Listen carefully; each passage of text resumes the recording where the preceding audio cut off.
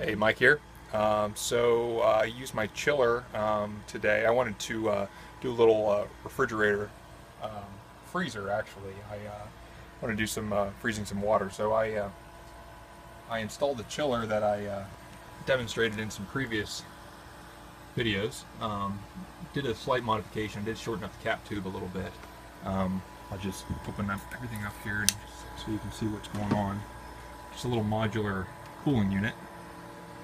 See the evaporator coil down there, and chilling some jugs of water and cans and stuff like that. I want to let it run long enough until I get some freezing going on. So the whole unit just drops right into the top of this refrigerator. This was a LTA refrigerator, thermoelectric. If you didn't see any of the previous videos, this is a little propane unit, quarter horsepower compressor. The thing was running 134A at one point. AC. We have a fan on the back, a condenser, moving some heat right now. Pushing through a strainer dryer up there on the top, and then you see the capillary tube, which descends down to a heat interchanger. That is about 4 feet of 031 thousandths inside diameter cap tubing. Discharges into the bottom of the coil down here. There is, if you look on the back side there's a little pillow looking thing. It's a piece of 1/2-inch pipe that was annealed and kind of made into a bit of an accumulator. I'm taking my superheat temperature coming off of the evaporator there. It's going to vary a little bit because I just opened the door. It's in about -12 right now. My saturation pressure corresponds to a temperature of about -8. So see, there's a little bit of difference there. It's actually reading a little bit colder. Whether or not that's an accurate reading or not, I do have some doubts as to whether or not my low pressure gauge is calibrated correctly. I have to do some work on that at some point. It also might have something to do with the fact that I'm just using propane right out of the bottle, which does contain some other hydrocarbons like butane, propylene, things like that. So, the saturation curve isn't going to be identical to my propane chart. So far, I'm pretty happy with it. The thing that I'm noticing with this is there is a leak. I don't know exactly where the leak is. I need to get a sniffer, hydrocarbon, gas leak sniffer. Never had much use for one until now. All my previous experiments had large charges. This thing's probably about an ounce, maybe an ounce and a half at the most. I'm not exactly sure.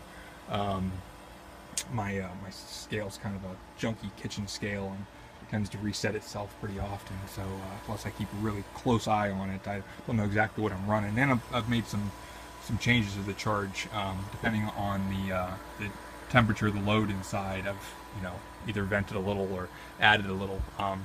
The cap tube's probably still a little bit short.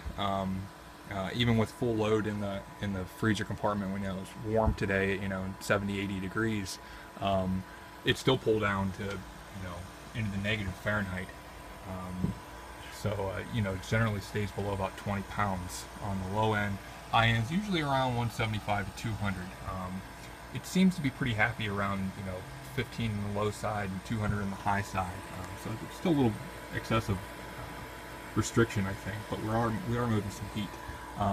Like I said, I get that little bit of a leak, and if I lose 1/4 of an ounce, maybe even a 1/2 ounce or something, but really just 1/4 of an ounce makes all the difference in this thing really moving heat or not, keeping up with the load or not. I try to maintain this, so I have a suction line temperature pretty much right at saturation. It doesn't seem to have any issues with flood back because, as I said, I do have a heat interchanger there, so the cap tubing is wrapped around the suction line, so it pretty much ensures there's always superheated vapor coming back to the compressor. If that thing, like I said, if it drops 1/4 of an ounce, I'll suddenly have 30 or 40 degrees of superheat, and at that point, my overall temperature or pressures drop, and I'm not able to really, mostly just subcooling, but I am moving some heat right now. So it's a pretty easy build. Just cut a hole in the top of this, some styrofoam there.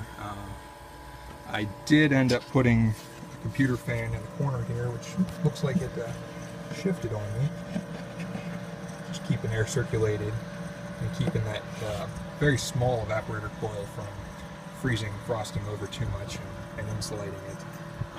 Eventually I want to go for a larger evaporator coil, get more surface area, and the ultimate goal is to put it inside of a stainless steel bowl or pan or something like that with some glycol and do the cooling indirectly through that. Anyway, it's it's a little bit of fun here. I want to let it run a couple hours and see how everything goes.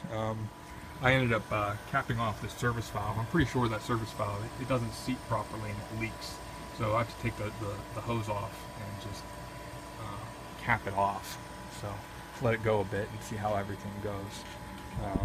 Anyway, if anybody's interested in building something similar, there's not too much involved in it. A little bit of brazing skills, and see, there's a lot of flare fittings in mine. Those are prone to leak, but it makes for a lot more fun when you're experimenting. You can tear things apart easily and rebuild. So yeah, thanks for watching.